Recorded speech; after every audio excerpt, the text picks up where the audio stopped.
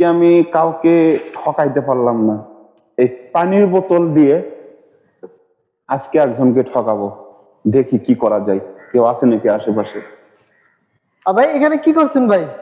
হ্যাঁ ভাই, আমি আজকে আমার বাজারে গেছিলাম বুঝছেন। হ্যাঁ। ওখানে যাওয়ার পর একটা জাদু খেলা দেখছি, এই বোতল আমি কিনে নিয়ে যাচ্ছি ওখান থেকে।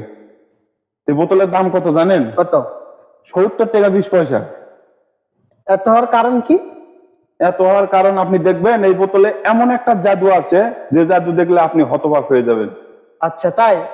তো দেখি ভাই, দেখি জাদুটা।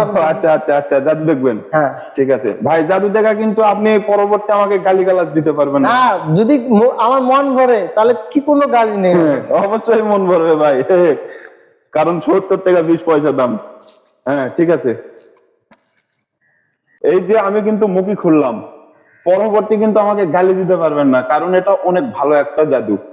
বুঝতে পেরেছেন? আরে না, কোন টেনশন, আমার এই জাদু দেখে মন ভরে, আপনাকে কোনো গালি দিব না।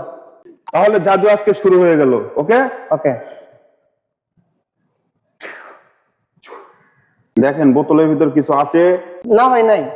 এখন দেখেন এর ভেতরে এমন একটা জিনিস দেখতে পাবেন, যেটা ঠিক সাপের মুনির মতো ঢোক। ওকে, বোতলের ভিতর কিছু আছে? নাই তো? না না। এখন তুমি ভালোভাবে বোতলের দিকে তাকাও, সাপের মুনি দেখতে পাবেন। দেখা যায় সাপের মুনি? দেখা যায় না না। এই তো।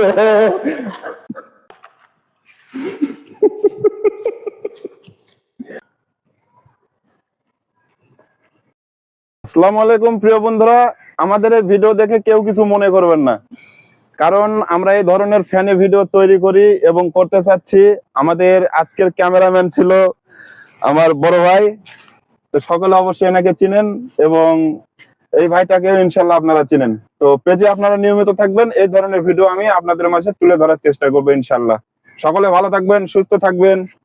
আল্লাহ হাফেজ।